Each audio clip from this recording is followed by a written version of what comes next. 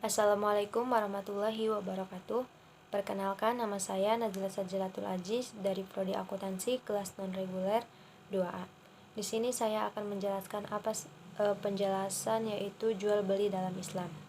Yang pertama yaitu sebelum mengkaji secara luas dalam kehidupan sehari-hari, salah satu cara untuk memenuhi kebutuhan adalah dengan usaha perdagangan atau jual beli. Untuk terjadinya usaha tersebut diperlukan adanya hubungan timbal balik antara penjual dan pembeli. Jual beli adalah saling tukar-menukar antara benda dengan harta benda atau harta benda dengan uang ataupun saling memberikan sesuatu kepada pihak lain dengan menerima imbalan terhadap benda tersebut dengan menggunakan transaksi yang didasari saling ridho yang dilakukan secara umum. Selanjutnya yaitu untuk lebih jelas tentang pengertian jual beli dapat dilihat di bawah ini. Menurut Hanifi sebagai dikemukakan oleh Ali Fikri menyatakan bahwa jual beli memiliki arti yang khusus yaitu jual beli adalah menukar benda dengan dua mata uang, emas dan perak dan semacamnya, atau tukar menukar barang dengan uang dan semacam menurut cara yang khusus. Arti umum yaitu jual beli adalah tukar menukar harta dengan harta menurut cara yang khusus. Harta mencukupi zat atau barang dan uang. Dapat disimpulkan akad yang dilakukan oleh dua pihak yaitu penjual dan pembeli yang objeknya bukan manfaat yakni benda dan bukan untuk kenikmatan seksual.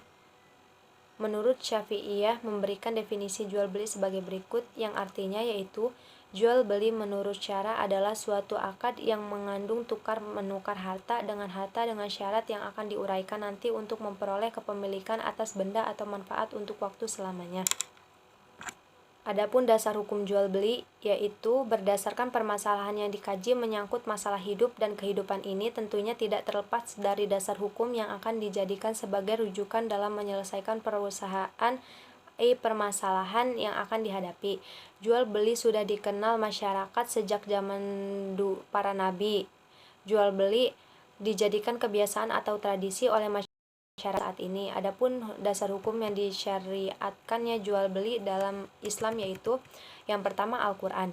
Manusia hidup di dunia secara individu mempunyai kebutuhan yang harus dipenuhi, baik itu berupa sandang, pangan, papan, dan lain sebagainya.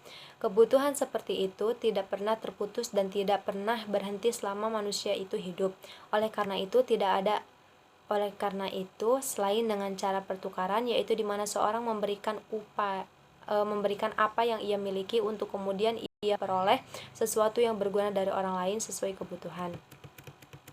Jual beli ini adalah suatu perkara yang telah dikenal masyarakat sejak zaman dahulu, yaitu sejak zaman para nabi hingga saat ini. Lalu yang kedua yaitu hadis. Hadis yang menerangkan tentang jual beli yaitu yang artinya dari Jabir bin Abdullah radhiyallahu an bahwasannya ia mendengar Rasulullah bersabda pada tahun kemenangan di Makkah, sesungguhnya Allah dan Rasulnya mengharamkan menjual minuman yang memabukkan, bangkai babi dan berhala. Lalu ada orang yang bertanya, "Ya Rasulullah, bagaimanakah tentang lemak bangkai karena dipergunakan mengecat perahu-perahu supaya tahan air dan meyakini kulit-kulit dan orang-orang pergunaannya untuk perangkat lampu?" Beliau menjawab, "Tidak boleh, itu haram." Kemudian di waktu itu Rasulullah SAW bersabda, "Allah melaknat orang-orang Yahudi, sesungguhnya Allah tatkala mengharamkan lemaknya bagi mereka cairkan lemak itu, kemudian dijualnya, kemudian mereka makan harganya." Yang ketiga, dasar hukum ijma. Para ulama fikih dari dahulu sampai dengan sekarang telah sepakat bahwa yang artinya pada dasarnya semua bentuk muamalah boleh dilakukan kecuali ada dalil yang mengharamkannya. Sebagian yang telah didasarkan oleh prinsip muamalah adalah yang pertama prinsip kerelaan, prinsip bermanfaat, prinsip tolong-menolong, prinsip tidak terlarang. Rukun syarat jual beli. Sebagai salah satu dasar jual beli, rukun dan syarat merupakan hal yang sangat penting, sebab tanpa rukun dan syarat maka jual beli tersebut hukumnya. Oleh karena itu Islam mengatur tentang rukun dan syarat jual beli. Yang pertama yaitu rukun jual beli. Rukun jual beli dianggap sah apabila sudah terpenuhi rukun dan syaratnya. Maksudnya adalah apabila seorang melakukan jual beli harus memenuhi syarat dan rukun tertentu. Unsur-unsur yang menyebabkan sahnya jual beli terpenuhi. Adapun rukun yang dimaksud dapat dilihat dari pendapat ulama di bawah ini. Yang pertama, adanya penjual dan pembeli. Ada barang yang diperjualbelikan, kalimat ijab qabul. Jadi sebagai yang telah disebutkan di atas bahwa jika suatu pekerjaan tidak terpenuhi rukun-rukunnya, maka pekerjaan itu akan batal karena tidak sesuai dengan syarat. Begitu juga dalam hal jual beli harus memenuhi ketiga rukun tersebut. Syarat jual beli. Dari ketiga rukun jual beli yang telah penulis diuraikan, masing-masing mempunyai persyaratan yang berikut, yaitu al-muta'aqidain, adanya penjual dan pembeli. Para ulama sepakat bahwa orang yang melakukan akad jual beli harus memenuhi syarat berikut, yaitu yang pertama baligh. Jadi yang jual beli itu harus sudah baligh atau jelas gitu ya. Nah, yakni anak-anak yang sudah sampai pada usia tertentu yang menjadi jelas baginya sebagai urusan atau persoalan yang dihadapi. Pikirannya telah mampu mempertimbangkan perjelas mana yang baik dan mana yang buruk. Jadi kalau misalkan anak kecil belum paham, kita sebagai penjual harus jujur ya, misalkan uangnya kembalian ya berarti harus dikembalikan gitu, karena kan anak kecil belum paham dengan nominal uang gitu. Jual beli yang dilakukan anak kecil yang belum berakal dan orang gila hukumnya tidak sah karena belum mengerti uang atau belum balik. Yang kedua, tidak pemboros. Dalam hal ini dinyatakan oleh Allah Subhanahu wa taala, yang artinya sesungguhnya pemboros-pemboros itu adalah saudara-saudara syaitan dan syaitan itu adalah sangat ingkar kepada Tuhannya. Yang ketiga, dengan kehendak sendiri bukan paksaan.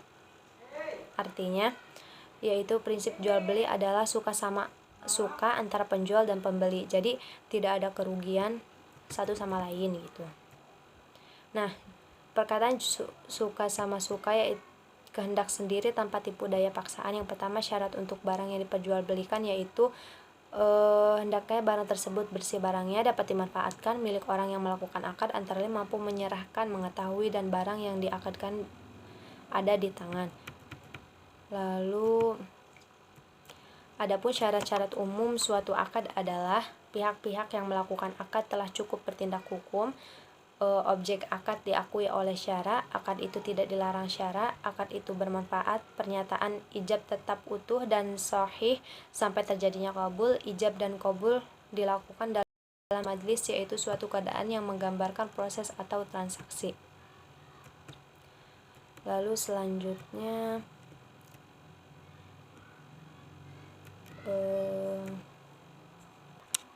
adapun syarat-syarat khusus yang disebut dengan syarat ijab dan qabul, yaitu orang yang mengucapkan telah balik dan berakal, qabul sesuai dengan ijab. Ijab dan qabul dilakukan dalam satu majelis, satu tempat gitu ya. Diperjualbelikan itu barang yang ada di dalam kekuasaan penjual milik sendiri. Yang kedua, barang yang jelas zatnya.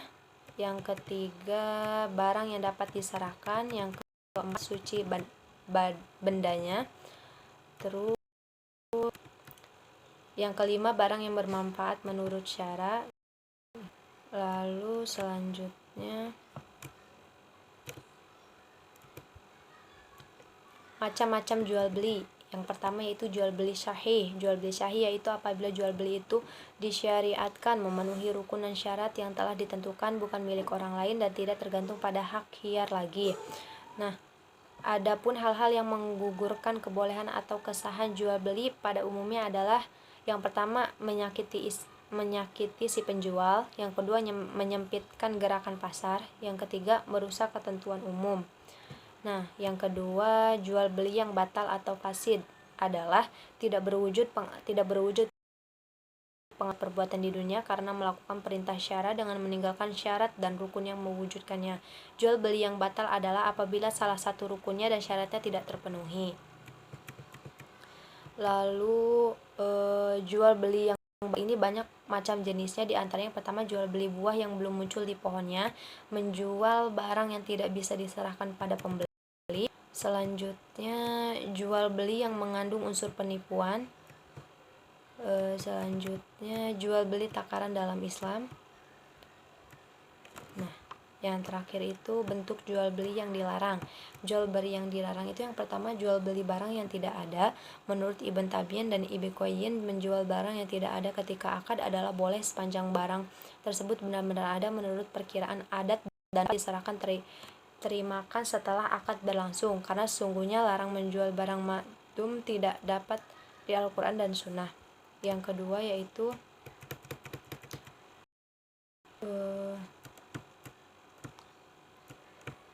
selanjutnya, unsur-unsur gahar dalam jual beli. Pengertian gahar artinya keraguan, jadi penipuan atau tindakan yang bertujuan untuk merugikan pihak lain.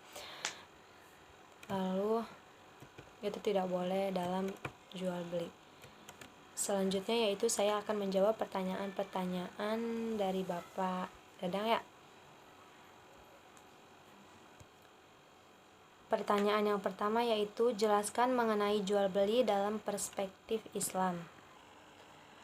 Menurut cara pengertian jual beli yang paling tepat ialah memiliki suatu harta atau uang dengan mengganti sesuatu atas dasar izin syara, sekedar memiliki manfaatnya saja. Yang diperbolehkan syara untuk selamanya untuk dimiliki itu harus dengan melalui pembayaran yang serupa uang. Pertanyaan selanjutnya yaitu jelaskan hukum jual beli. Jelaskan hukum jual beli. Hukum jual beli yaitu dalam agama Islam diperbolehkan saja, seperti yang telah tertera dalam Al-Quran surat Al-Baqarah ayat 275 yang artinya Allah telah menghalalkan jual beli dan mengharamkan yang riba. Dulu sampai sekarang jual beli masih tetap ada meskipun bentuknya berbeda, asalkan dalam jual beli ini mengikuti syariat dan syara dan rukunnya yang sudah ditentukan dalam agama Islam. Mengapa harus mengikuti syariat dalam agama Islam? Karena dalam hal jual beli ini tidak boleh bertentangan dengan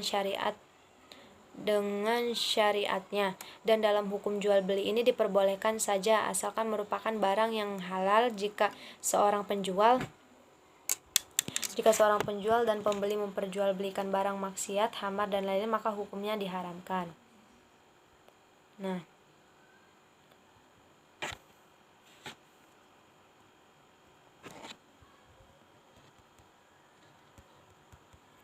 selanjutnya pertanyaan nomor 3 ya.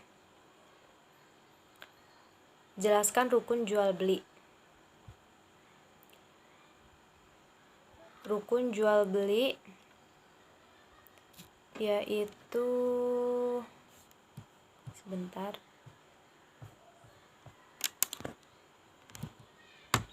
tadi sudah disebutkan pas awal.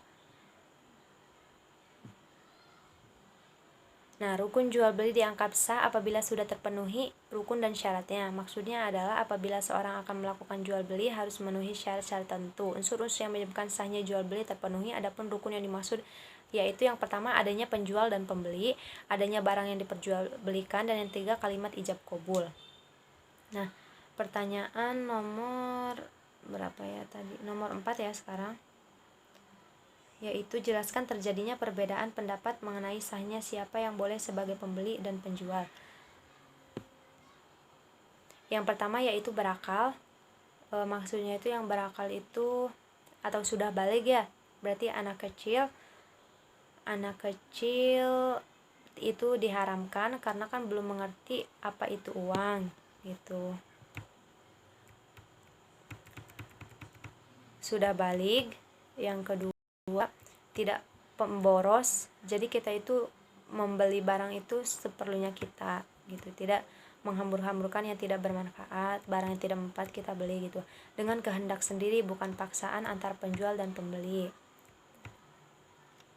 Nah, sekarang jawaban pertanyaan nomor 5.